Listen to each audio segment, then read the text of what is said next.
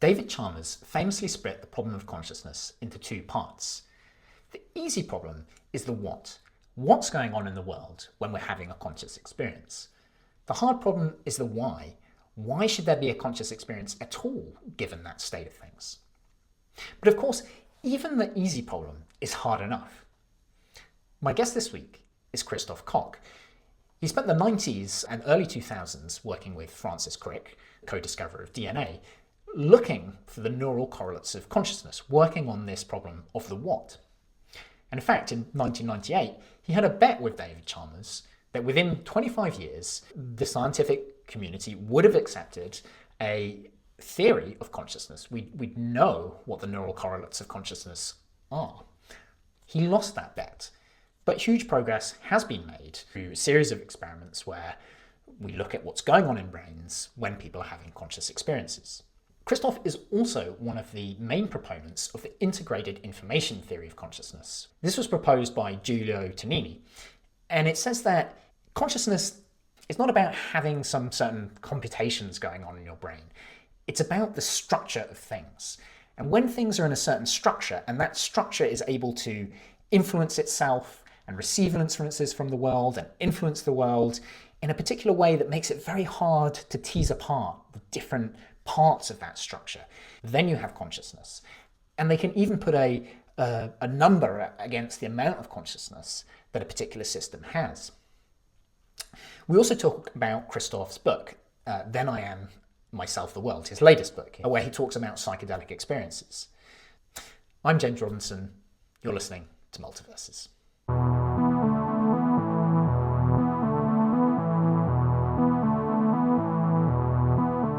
Christof Koch, welcome to Multiverses. Thank you very much for having me, James. Oh, it's my pleasure. So I wanted to start by asking, well, we don't have a scientific theory of consciousness yet. There's a few contenders out there, and there's lots of philosophical theories. But what is it that we're looking for in a scientific theory? What would it give us? What the mental is, how it is different from, well, it's obviously different from the physical. So how does it relate to the physical? Why is my brain conscious, but presumably this bottle doesn't feel like anything?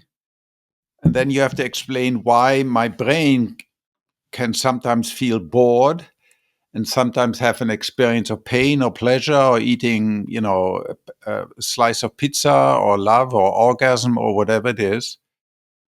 And it also has to explain this curious fact that assuming, James, when we're doing this interview in the same room, so why are there two and only two conscious entities in this room? And where's the borders between the two? And that's non-trivial because, for instance, I could be a split brain patient. You could be speaking to me as a split brain patient, in some version, it depends their exact etiology and what exactly they have. But assuming if I have a regular brain and an evil surgeon, just to make a point, cuts my corpus callosum, the 200 million fibers separating my left brain and my right brain, then as far as we can tell from split brain experiments, there are two conscious entities inside this one skull. One can talk, it's typically the left hemisphere, but the right one, particularly if you silence the left one by anesthetizing it, can hum, can answer simple yes-no questions, and is also conscious, but doesn't have that linguistic capacity. Furthermore, potentially I could be a woman and pregnant, and I carry another brain around with me that at least sometimes when it's awake, may also have consciousness. So we need a theory that tells us, okay, this is one consciousness, over here is the second one, and potentially over here is the third one, right? And no one even thinks about this. And you say explain, and that's kind of that's a word which can mean many things. Would it be enough for the theory to predict when there are these different patches of consciousness? Or does it need to go, do we want more from it than that? To be able to say, well, this is why there's something mental there, not merely that we believe there is something mental there. Yeah, I mean, it's a good point. So science in general doesn't do very well with why question. Why is there a universe? Why do we have two eyes? Rather than four or compound eyes like flies have, or eight like some spiders. And yeah, usually you can concoct some sort of explanation, evolutionary psychology, all of that, but that's all very iffy. But science does very well with mechanisms and with prediction. So, for instance, I've started a company, Intrinsic Powers, that does exactly that for bodies that harbor brains that are severely injured. Let's say you have a cardiac arrest, or you're involved in a massive car accident. You come to the ICU, you're behaviorally non-responsive. So I ask you, James, can you hear me? Can you track your, with your eyes, can you track my finger? If I pinch you, do you have a pain response? Well, if you have none of those things, and typically, until very recently, people would assume that you're unconscious. But now we know that up to 25% of these patients are actually conscious. So we now have devised a procedure where essentially you knock the brain using magnetic pulses, and then you measure the reverberation, the response of that brain using EEG, where we can predict that this patient, although they're not behaving, they're not speaking, they are there. There's someone inside that brain who's conscious but cannot signal. So those things science does extremely well, rather than saying, well, why is there anything rather than nothing, or why is consciousness? Yeah, it reminds me of, I think it was Nelson Goodman said something like, well, if we take everything as understood, then there's nothing to explain. But if we refuse to sort of take anything as obvious, then we can't offer any explanations. I think science sort of sometimes allows us to walk down a chain, a kind of mechanistic chain of explanation, but at some point we just end up with bare facts. And it seems that with consciousness, we may not be able to walk very far until we say, okay, well, this is, even if we have a scientific theory of consciousness, it may go very quickly from this is what some area of space time is doing to, oh, and there's consciousness because of that, and you can't really offer more than that, I wonder. Well, so the theory I've been most closely associated with is, of course, integrated information theory of consciousness, and that doesn't try to squeeze the wine of consciousness out of the water of the brain, or turn the water of the brain, via a little miracle into the wine of consciousness, right? So, and that's what many theorists try to do. They take the brain, squeeze it really hard, and say, oh, it's got to be 40 hertz oscillation, or it's got to be biochemical synapses, or it's got to be global workspace, or it's got to be planning or working memory, or any of those things. You could take a different approach, which is what IIT does, and you can say, let's start off with the only thing that I'm absolutely certain of. I mean, this goes straight back to 1632 or 38, René Descartes, cogito ergo sum, right? The only thing I'm truly 100% certain of is that I exist. I might be deluded about my body. I might believe I'm incredibly attractive to women, but that, it could be a complete delusion. But I'm not deluded in that I have conscious states. And so you could just start with that brute fact. And furthermore, these conscious states have certain properties. They're intrinsically, they're very definite. Whatever my current state is of experience, it is something very specific, very definite. It is a single experience, but it also has structure, like my visual experience of space. There's left, there's right, there's up, there's down, etc., etc.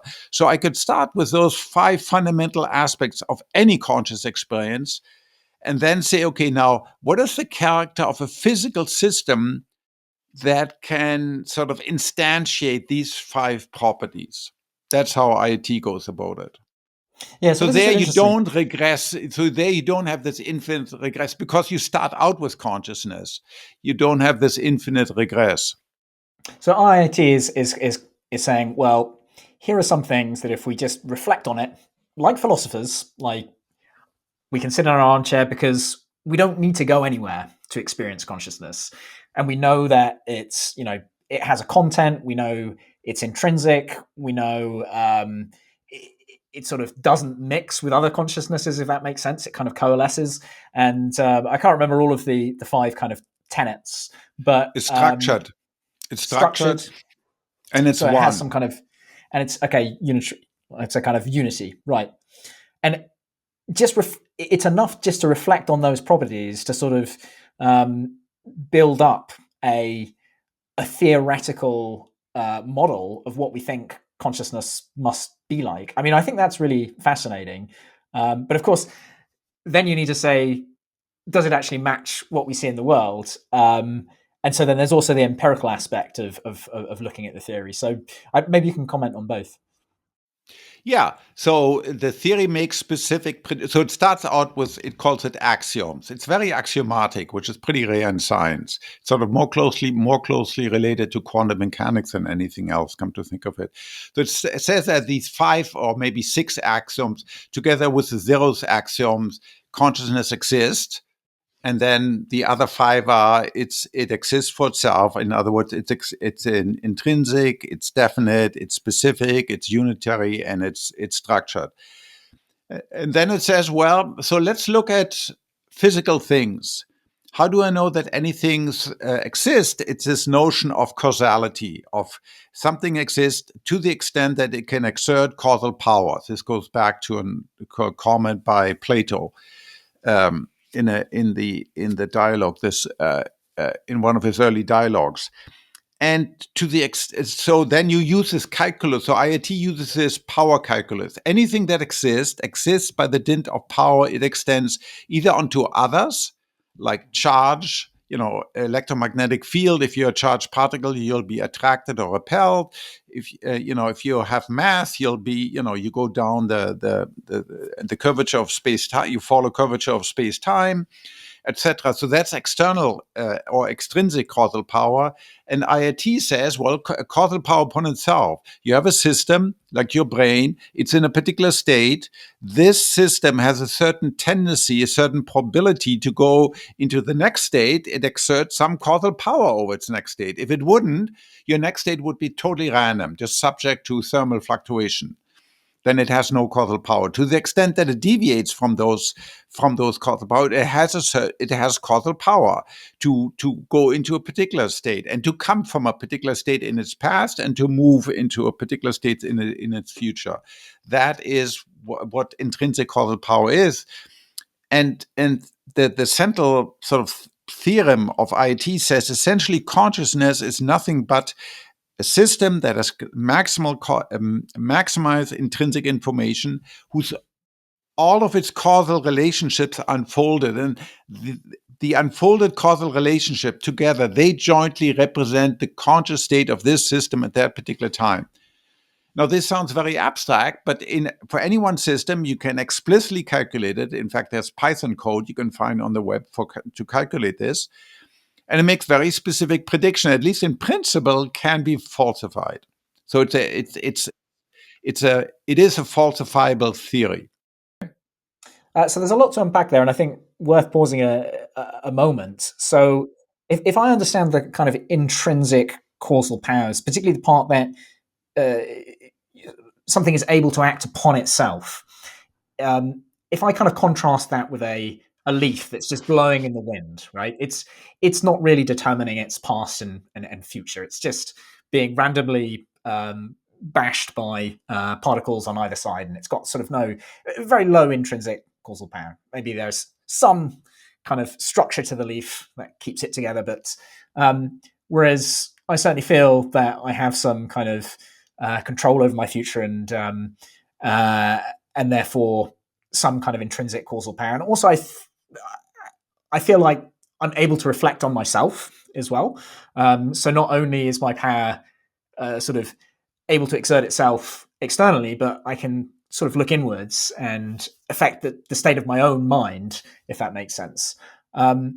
So I feel like those intuitions kind of make sense. Let me see. Can you perhaps explain a bit more about this unfolding of the causal powers? What does one mean by that? Well, so IIT does something that goes back all the way to Aristotle. It tries to define exactly, it's the age-old question of mereology. What defines the parts of a system to make up a whole? Okay, it's a non-trivial question. What defines a whole? So, for example, what defines my body? Do my glasses belong to my body? Well, during the day they do, at night they don't, and of course I can take them off. What about the tooth filling? Is it part of my body? Well, yeah, sort of it is. What about food that I ingest? Well, it's briefly. So defining it defines a whole, which is sort of is defined by the maximum of intrinsic causal power, which is quantified by this number that people often bandied about called phi, the Greek letter phi, it's a pure number. It can be 0 or it can be positive. If it's 0, the system doesn't have integrated information. The bigger it is, this number is, the bigger the integrated information of the system, the more the system is irreducible. So it really tries to say, let's look at a physical system, your brain, a pond out there, a star, any physical system, and we can define all the causal powers that the various constituents have on each other, the molecules or the atoms or the synapses or the cells or the columns. You can do it at all possible scales, spatial scales, temporal scales, and organizational scales. And IIT says, well, the whole, that's really the substrate of any conscious experience, is the system that is the maximum of causal effect.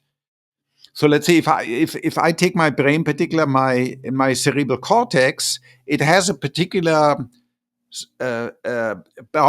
boundary. So it says there is a boundary in my brain, a conceptual boundary of all the neurons that are maximally integrated. If I want to add more and more neurons to them, well, they're connected, but you're really requiring the entire system to be connected. So it's a little bit like an empire that keeps on growing. And then, of course, the periphery doesn't hold anymore, famously, right? As in the poem. The periphery doesn't hold anymore because it's lost its sort of strong central connection. So there's always a trade-off between a system that has high complexity, but it cannot go indefinite because the distal parts are much less tightly connected to the central parts if the system becomes too large. So for any particular system that you can describe, whether it be neurons interacting with wires or transistors interacting with wires or neurons interacting with axons, you can precisely define, if you have a description, an exhaustive description of the system, at what scale does the system exist the most? What is the most irreducible part of that system? And that system, per IIT, that system is the one that is a substrate of consciousness. Now you ask me the intrinsic power. So within that system, you have to look at all the possible interactions of 2 neurons onto those 5 neurons. And those 3 neurons, what happens if they turn on? What effect do they have on those 10 neurons over here? And those 50 neurons over there, if they turn on or turn off, what effect will they have on the rest of the system? So in principle, you have to evaluate all those. So it's combinatorial. It scales as 2 to the 2, double exponentially. So it's a vast number of possible relations that you have to consider. So even a simple system that has, let's say, 10 neurons that can be either on or off has 2 to the 2 to the n. In other words, 2 to the 2 to the 10. So that's 2 to the 1,000 different relationships you have to consider. So it very quickly grows hyper-astronomical. But that's not an ontological problem. That's an epistemic problem. Yeah, it's not easy to calculate all of that, but we know in thermodynamics, it's not very easy to calculate the partition function of a molecule of gas, right? No one has ever done it with 10 to the 23 molecules, right? So that's what the intrinsic causal power. It's the sum total of all the interactions within this system, and that gives rise to this vast web of causal interaction. And this is a central assertion of IT. That is what your conscious experience is identical to, with nothing left over. Okay, I think I have it. And the analogy that's coming to my mind actually is with computer code, and how sort of well-written computer code is very modular, and you've got these different parts that are kind of easy to separate and consider apart from each other, and they're interacting through nicely defined interfaces. And we're saying that for something that's conscious, it's very hard to do that kind of separation into different parts. You find the neurons within the brain, which are somehow all working together, though they may be, separated all over the place, in such a way that it's very hard to consider them separately. Is that kind of the bones of it? Okay, that's entirely correct for cortex, for the neocortex, the outermost layer of the brain that's maximally expanded in us humans. For the cerebellum, for instance, so it turns out we have roughly 86 billion neurons, at least for middle-aged Brazilian men, 86 billion neurons. But 80% of those are in the little brain at the back of the head called the cerebellum.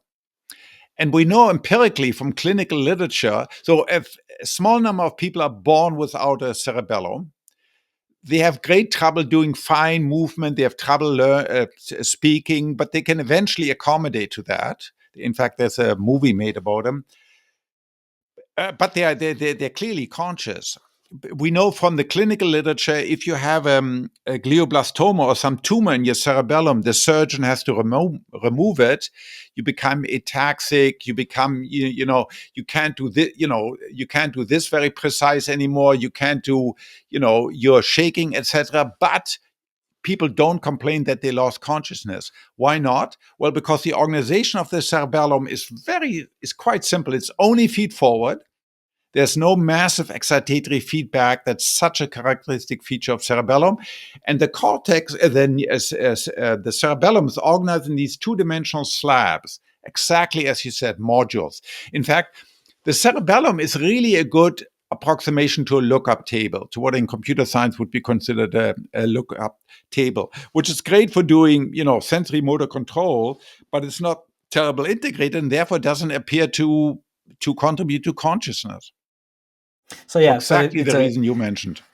It's a feed-forward network, whereas the other parts of the brain, the information's going both ways. And I mean, that in itself is fascinating, that such a large part of our brain doesn't seem to be involved in consciousness at all. And I think it's just, to me, neither does your spinal cord. Neither does most of your body. Yeah. It's weird that, I mean, one thing that just strikes me is, why do we need consciousness, right? We can do, why has this thing evolved when it seems like, all our fine motor skills and so many other things. I mean, we can talk about AI, for instance. I don't think AI is conscious. I think you agree with me. And yet it seems so capable. How is it that, we've got this experience of our abilities and not just the abilities themselves? We evolved and they didn't. And I'll tell you why. We evolved, so natural selection doesn't select for modular design, so it doesn't select for simple, easy feed-forward design. And if you ever do, I've done this quite a bit at Caltech, when you simulate brains through natural evolution, you play artificial life. And you get these very, very complicated brains that do simple things like, I simulated this with a little creature, a little vehicle running through a maze that had a brain that was wired up through genes. And then I sent 10,000 of these creatures into this maze, and I randomly selected a subset of them, perturbed their genes, and selected always the top 10% performers in terms of how far they can run through the maze. After a while, you get these creatures that just evolved by natural selection that are very good at recognizing where they have to go. But if you look at their brains, they're incredibly complicated because, selection is haphazardly. It searches, in a very high dimensional space randomly, right? There's no overarching designer that says, well, you have to go this way. Okay, so this gives rise to this enormously complex network. And a feature of these complex networks is that they will have high integrated information. So in that narrows, in the strict sense, consciousness is not what's selected for. Because consciousness, what's selected for is behavior, right? in this simple computer simulation that I played, what was selected for, how far does every generation of these little animals, these little computer simulations, how far did they make it through the maze? What gets selected for in real life, do you leave descendant, do you have enough DNA? At the end of the day, do you have offspring, right? That's what gets selected for. So ultimately, it's behavior. It's not conscious experience. But the feature of the universe that we live in is that highly complex system that have these highly nonlinear causal interactions that this is exactly what is expressed as conscious experience. Now, computers are very different because we build them, we design them, we want simplicity. Otherwise, we can't figure it out. So, in fact, if you look at the CPU, the place where the rubber of computation hits the physical road, you're looking at one output of one gate, being connected to a gate of a couple of other transistors, and this is, repeated across billions of transistors, right? So, and we can cascade them. So ultimately, they're very powerful and they give rise to LLMs. But at the level of the wiring, it's very, very simple, right? It's modular, it's highly simple, it's very low input, fan in. The number of inputs to a transistor in the part of the brain of the computer that does a computation is 3 or 4 or 5, and the number of transistors any one transistor outputs to is also 3 or 4 or 5. In the brain, it's like 50,000, 100,000. So that's why, unless we build very different computers, today's computers, although they can do everything we can do, they will never be what we are, which is conscious. I think this point is really worth emphasizing because it will seem to many people, perhaps because it's against the prevailing opinions, that very odd that a computer could do everything that we can do and could conceivably behave exactly as we behave and yet not be conscious. So can you perhaps explain how IIT predicts and makes sense of that? You can imagine a computer simulation of a human brain, right? Sooner or later we'll get there. I mean, right now we can simulate a tiny quinoa grain piece of brain. Ultimately, in the fullness of time, we can simulate a human brain, including all the neurons, the synapses, etc. And of course, this computer, if it's done correctly, will wake up and speak, because that's what humans do. So if you connect it to a synthesizer, of course it'll speak. But again, it'll speak like you and I, and will speak, particularly if it's been trained on, all the world's literature, like an LLM is. Of course, it's because it's been trained by us to read Tolstoy, War and Peace, and every possible novel. Of course, it's going to talk about love and hate and despair and all the other, existential conscious experiences that people talk about. But that's very different. So that's all behavior. But that's all function. But that's not consciousness. Consciousness is more than just function. I can sit here not doing anything, not talking at all, but I can be highly conscious. You can do experiences when you sleep tonight. You're going to go to sleep, you'll be paralyzed. Your brain will partly paralyze your body, yet you have conscious experience, right? You dream. You can be tripping. You can be meditating, where you sit on a cushion and on your meditation cushion without moving at all. Then you can have profound experiences. So for us, it's not about doing; it's about being. So the computer consciousness right now, it's all a deep fake, unless we build computers in the image of a human brain. So this is called neuromorphic engineering. Very few companies are trying to do it. It's much harder, and it's not clear why you should, because digital computers are just so powerful. But in principle, this brain is a piece of furniture of the universe like any other. So in principle, a computer could also be conscious. It's not. There isn't anything supernatural like a soul, like we used to think. I don't think there's a soul that's uniquely attached to us. But you need the right hardware if you want. You need the right substrate, and digital computers, as currently conceived, don't have that substrate.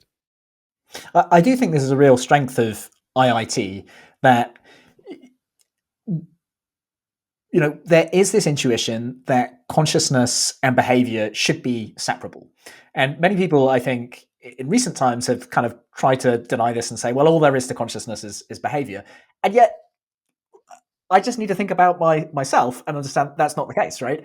It's I can behave very differently from the way that I'm feeling, or I can, move on autopilot and not be really experiencing things to the fullest, or I can be dreaming and not behaving at all, and yet have these very rich experiences, as you point out. There is this kind of internality to consciousness that it's certainly possible to conceive of someone who has no, or a thing that has no conscious experience and yet behaves like one. And so I think it's really refreshing to have a theory which speaks to that and says, yes, consciousness is not just functions or behavior.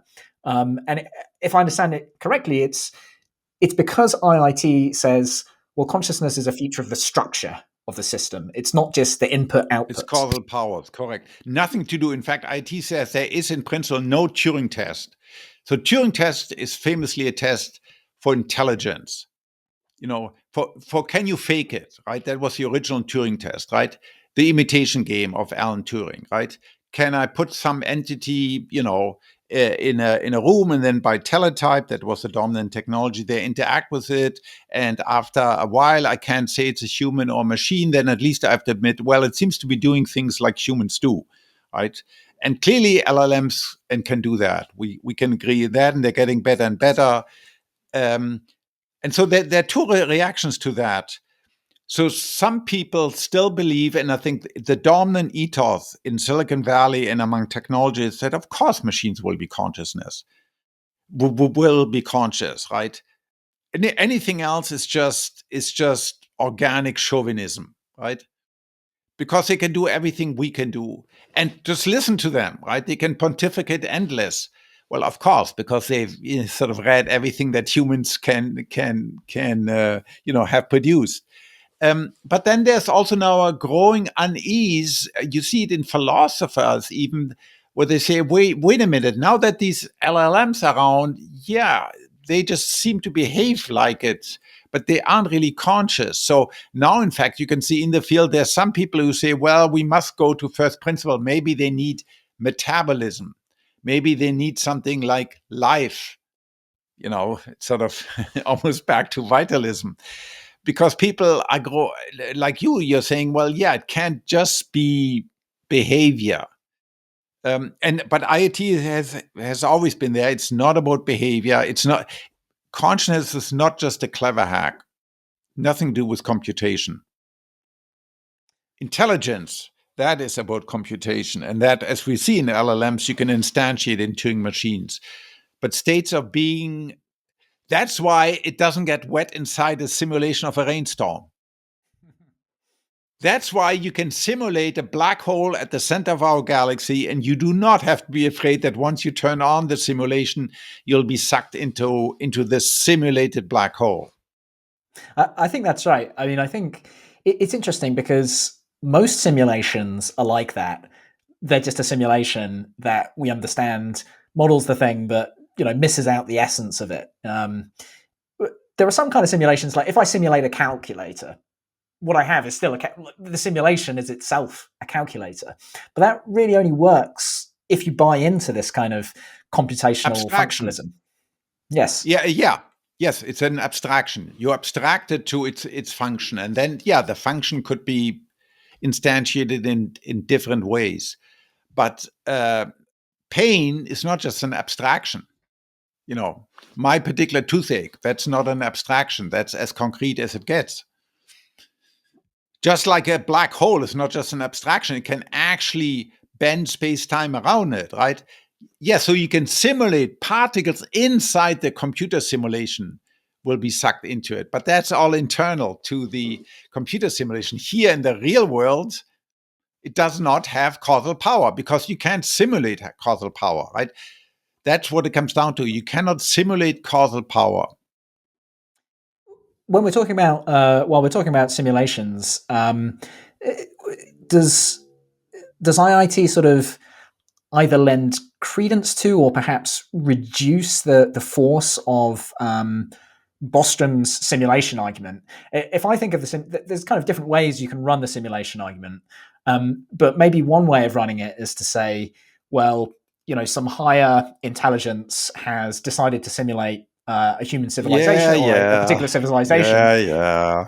And for me, if I were to simulate a civilization, I would, as you say, prioritize kind of computational efficiency, and I wouldn't design in consciousness. If I wanted to know, how the stock market was going to perform I would, build a sort of mini model of society, and I would build it as simply as possible, and presumably consciousness would not be a feature of that model, simply because, as you say, the sort of the most direct route to building intelligent behavior when designed leads to a system which doesn't have high integrated information.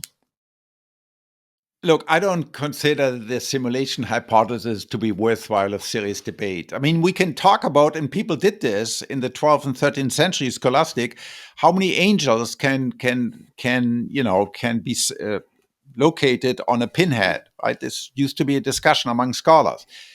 And this is about as useful as that, yes. Okay. Because, and then, then everything happens at the next universe up. Then you just regress to problems. And then, of course, you can say famously, well, it's simulation all the way down, right? Rather than a turtle standing on an elephant, and then it's elephant or turtles, I forgot which one, all the way down. You say, oh, it's simulations all the way down.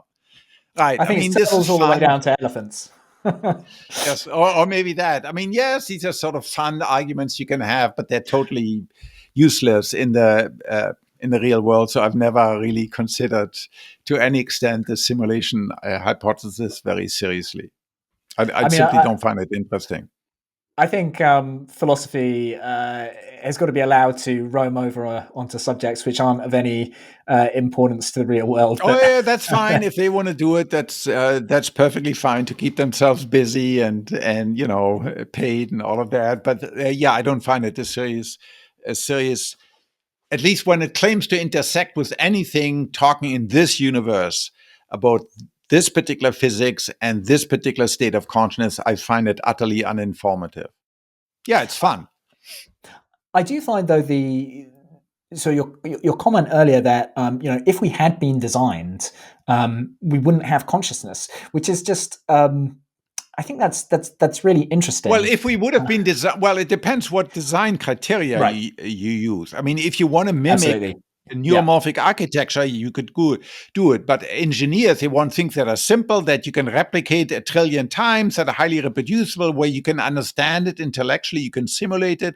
And all of that predisposes us to build simple things that we can then cascade, like a Boeing 747 triple that has 2 million parts or something like that, right? Otherwise, we couldn't build it. Yeah, so that argument also holds, and for computers.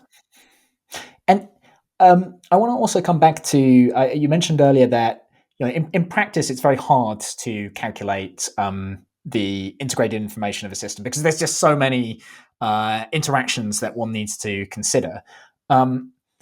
Nonetheless, do we kind of, for a given system of neurons or of nodes or whatever, do we know what the structure is that would produce maximum integrated information? Or is it that there's not a single structure but many ones? How does that look? Okay, so you can use, just like you did in physics, the turn of 19th century, when they had these, they had all these functional approximation to thermodynamics, all these Taylor expansion series. Yeah, you can make approximation. You can exploit symmetry, for instance, symmetry consideration. You can exploit certain types of bipartition where you could put upper boundaries on this. Yeah, so and Tononi has done some explicit work on this. So, for instance, if you have a connectivity that is topographic, where you have lots of connections in all 2D or maybe even 3D to your neighbors, and this type of connectivity falls off as you go farther and farther apart from any one particular neuron. Okay, it's a topographic connectivity of the sort that you see in visual cortex and auditory cortex and somatosensory cortex, because it reflects the structure of the environment. there's lots of interactions locally, but the farther apart you have, the more sparse the interaction is. If you compare this sort of grid-like topographic interaction with something that's more typical that you find up in the front part of the brain, which is a little bit more random access, where you seemingly have one connection here and then another connection there, another connection there. You can do more abstract connectivity and more abstract computation. The topographic connectivity yields much higher phi values than sort of this random access connectivity. And I think that would explain why even the cortex proper, in fact, there's a big Nature paper coming out a couple of months from now about this. Even in cortex proper, it seems to me that the back of cortex, that we call the posterior hot zone, is much more closely tied to conscious and conscious experience than the front, which again is more closely tied to intelligence, to abstract reasoning, to moral reasoning, to social interactions, etc. So certain types of connectivity, even if you give me, okay, you say, I give you 50 wires per each neuron, right? And I can now ask, well, I can put these 50 wires even either just to connect nearby neurons, or I can use them to connect random neurons. Then in terms of phi, the local connectivity gives much higher rise. It gives rise to higher values, much higher values of integrated information than the much sparser long distance connectivity. And I guess that makes sense, because with the kind of long distance connectivity, you can kind of imagine splitting the network into two parts, which are kind of, Yes. more or less loosely linked. You mentioned earlier as well that networks with feedback rather than just feed forward have much higher integrated information. What about in principle? So this is an interesting argument that has been used against IoT. So in principle, for any fixed architecture, you can unfold a feedback network into a series of purely feed-forward networks. Okay, I mean, this was already recognized early in the 20th century. You can sort of equivalent. You have a function of functions, and you can map that out into a simple series of just purely feed-forward functions. What's remarkable about that? So now you have two networks that functionally are exactly identical, yet. So in terms of input-output function, they do exactly this. Take the same input into the same output. Yet one is heavily feedback, the other one is purely feed-forward.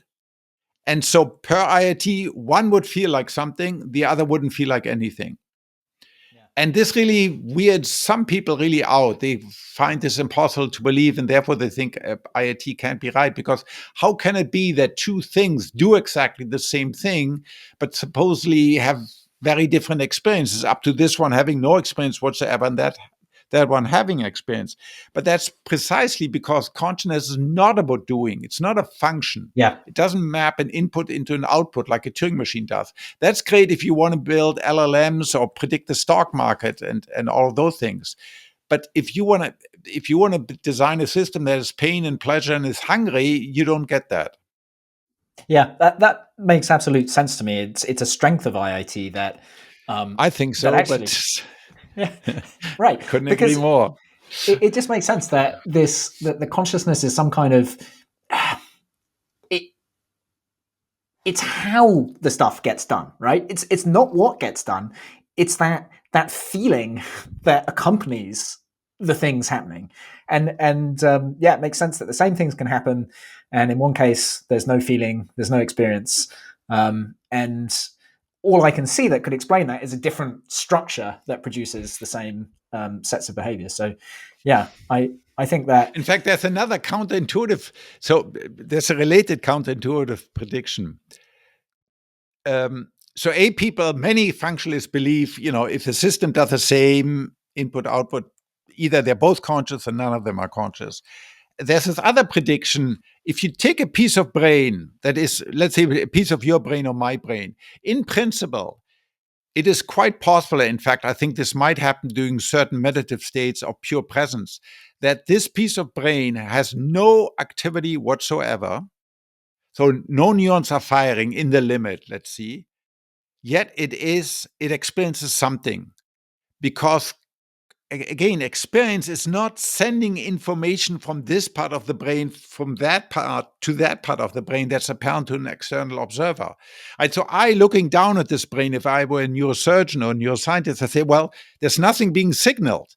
But remember, signaling involves a sender and a receiver, but the brain creates meaning, for itself. There isn't a sender in the brain that says, hey, receiver, I'm going to send you information, right? No, it has to create the meaning totally for itself. And now you make this other prediction. Now I take a brain where by injecting, let's say, lidocaine, a local anesthetic agent, I can prevent the brain from firing. So now I have two brains. This is a normal brain that doesn't fire. This is a brain that's prevented from firing. So both look exactly the same. I look at the two brains, they're not firing. Yet this one is conscious and this one isn't. Why? Well, because this one could fire, but it chooses not to fire. It's like the Sherlock Holmes stories, the dog that could bark but didn't bark, and that turned out, Sherlock Holmes tells it to the Inspector Lestrade, that is the critical evidence. Well, this one cannot fire because it's prevented. It has lost its causal power because the anesthetic. This one has a full complement of causal power, but in its current state doesn't fire. So again, IIT says this is highly conscious. It might, in fact, approximate the state of pure presence in long-term meditator, while this one doesn't feel like anything. Yeah. I mean, I think, as you say, many people will find that counterintuitive, that just the potential to do something sort of has this strong effect. But I mean, others will feel like, well, actually, this is quite familiar in physics. And I think I mentioned this when we briefly chatted last night, that the Aronoff-Bohm effect, this very weird quantum mechanical effect where you have some charged particle and it's not moving through an electric field, it's not moving through a magnetic field, but there is a magnetic potential that it's going through, and that changes its, that can shift the phase of its wave function. And so, yeah, this seems kind of strangely analogous to this. I mean, not directly, but it's just you get your head round just how weird physics is, and maybe that's a good thing. Which opens another can that we don't have to discuss, and we can go down the rabbit hole here. Given some of these very strange effects in quantum mechanics, the one you mentioned, and also, of course, entanglement, right? Bell's inequality and a violation of Bell's inequality. Is there possible, does this somehow, this is sort of independent of IIT, right? Is there a link at really a deep level? Because, as it's been difficult to get rid of the observer in quantum mechanics, right? If you think about it conceptually, so is this an entryway possibly for consciousness? And in fact, there are indeed quantum mechanical versions of IIT that people have proposed. I don't know what the status of that is. Yeah, I think you can get rid of the observer from quantum mechanics. I'm sort of an Everettian in that sense, and so I don't think there's, for instance, I don't think there's non-locality in the sense of action at a distance, because and Bell's theorems show that there's no single feature of the world which kind of determines the state of electrons. But actually, if you permit the world to branch, then you kind of get around that. But then also you get lots of other problems. How do you define probability? Right? Yeah, I buy into all that. And, lots of other. I'm sort of. I don't think, get an infinite number of universes for free. I'm happy with an infinite number of universes, and the price is great. Well, I know. I know, but you don't. But anyhow. But I do think there's. I mean, I think there are some interesting things here. One is, the entanglement. I can see how that boosts the complexity of something, and perhaps I can imagine how the integrated information of a system with lots of entanglement going on would really be pretty high. And the other thing is, I mean, while I don't believe there's this kind of non-local action at a distance, I do think quantum mechanics shows there is a kind of non-separability to space-time. And again, that's from the Aronoff-Bohm effect rather than the Bohm's other experiments. And so, by the way, this relates to our earlier point about the difficulty of defining truly what a system is, because these entangled pairs, right, they cannot be considered, they're irreducible, right, in some very real sense. Yeah, right? I think that's right. You can't give a complete description of space-time that is sort of decomposable into two separate parts, right? Correct. Or better put, you can't just take description of this bit, and put them together. They're irreducible. Exactly. And so one way to think about IoT, it's a way to quantify what exactly a whole is. A whole, an entire system is. And it puts very precise borders on it.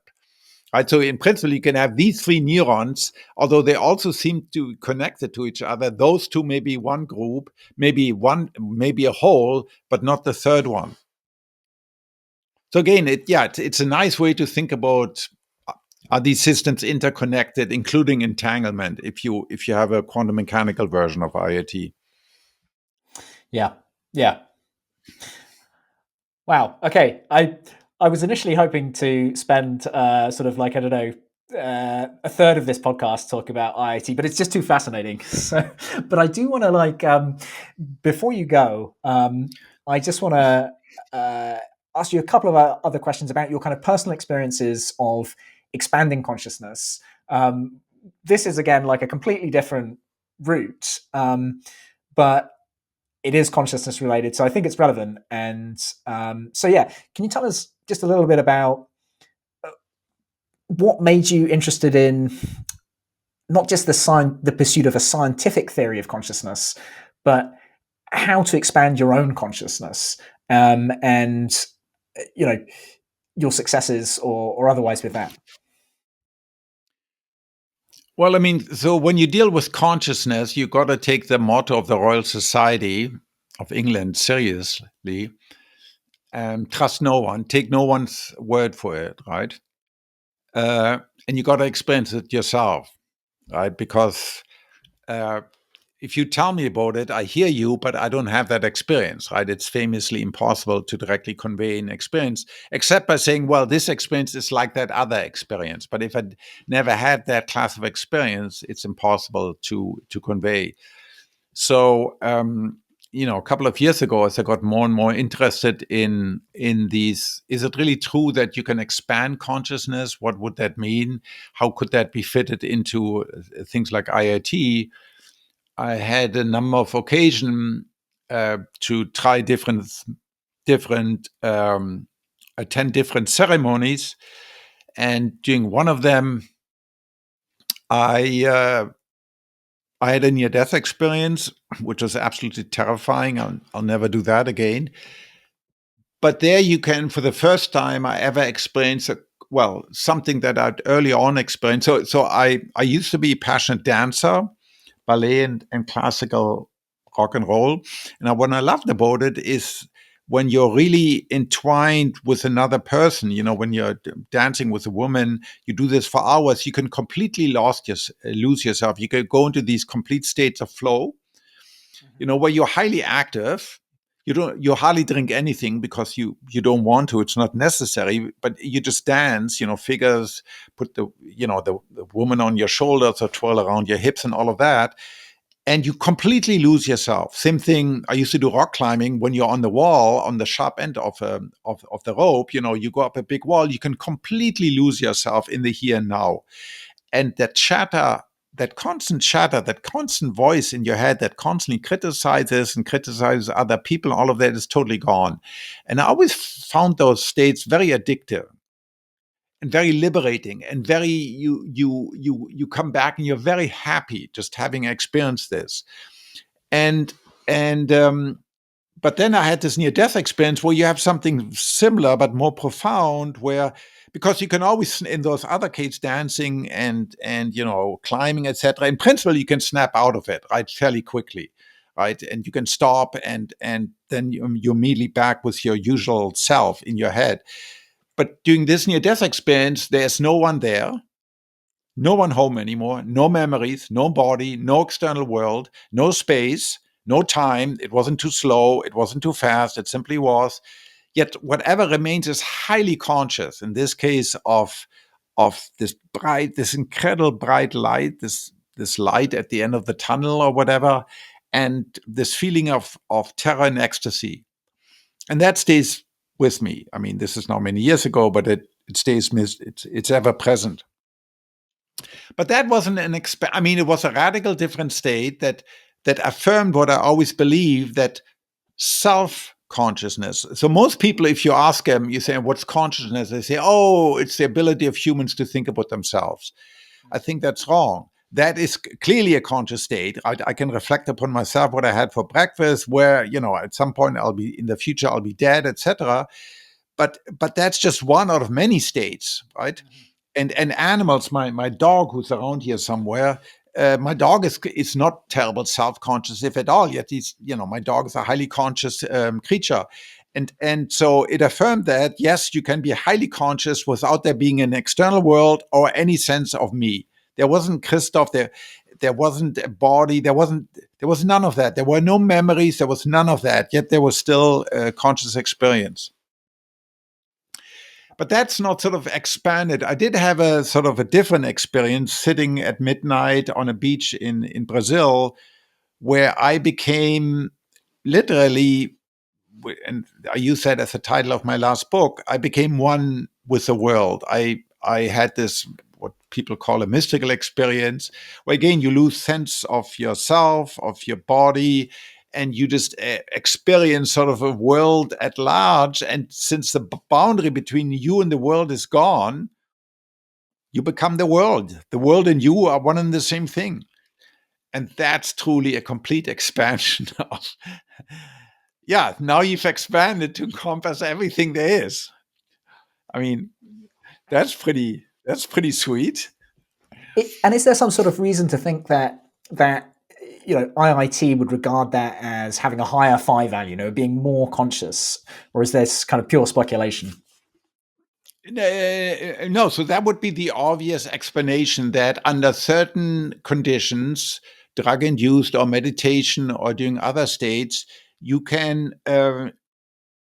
that probably leads to a minimum of activity in certain parts of the brain, particularly the posterior cingulate, and what some people call the default mode network, where you have representation of self. If all those activity are sort of shut down or dramatically reduced, it may, because now it may involve that the substrate, the one that maximizes phi, may be vastly larger or much larger than before.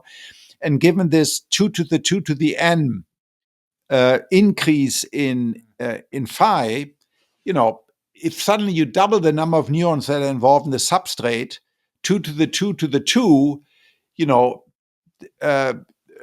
that grows. So yes, it's entirely possible that during that state, your phi is vastly larger than your phi in your regular state. Because it is true that many people throughout history, and in fact, it's a common language you hear if you hear talking about certain trips that people take on mushroom, that I've expanded my consciousness. And so I think this common observation, I think, is reflected could be reflected in this very measurable thing that you can actually measure. And it's because the sort of the voice of the ego, I think you describe it as the kind of gravitational pull of the ego. I really like that in your book. Because that is silenced, loosed, there's sort of a wider network which becomes involved in consciousness. Is I think it's absolutely necessary. You need to still that constant me. It's always about me. And of course, in our current government in this country, you see this. It's all about me. And yeah, when that shuts down, then you can hear these much more widely distributed voices.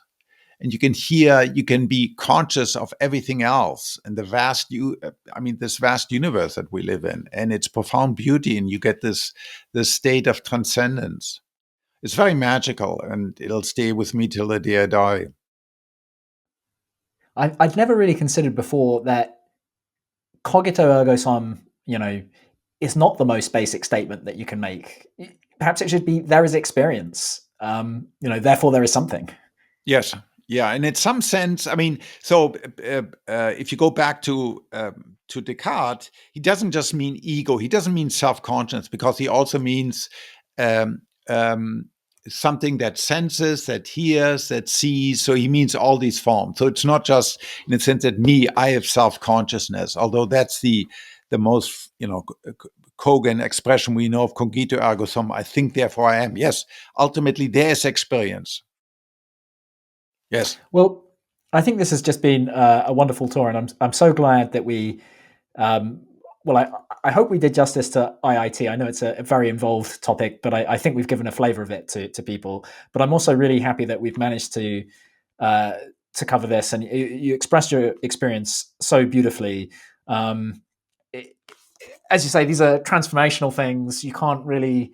They're hard to communicate if you've not had them. You have to experience them. Yeah. It's a little bit like there is this in philosophy of mind. There is this Mary, the color scientist. So it's a little bit or another example I like to use. Imagine you never dream, and no one ever dreams. And then once in your life, you have this dream. You have this amazing dream that you fully consciously remember. Well, how would that be? You would say, well, yeah, I was alive. I was flying. I was seeing my long dead friend or lover or pet or whatever it is. It was there. It was as real as anything else. But because you do it all the time, people say, yeah, that's just a dream, right? But it has, William James talks about it, right? The father of American psychology. These experiences, once you've had them, they have this very powerful authority over you, and you can't deny them. You can't just say, well, it's just my brain. Well, no, this state that I experienced was so profound, so transformative, and associated with such state of grace. It's really an act of unearned grace. Huxley says it. He used the word unearned grace, which I love, to have experienced this state. Ultimately, all our knowledge of the world comes via experience, and so it's very difficult to dismiss any experience, especially one that's really profound. Correct. All right, let's leave it with that, James. Thank you very much. Thank you very much. Yeah, absolute pleasure.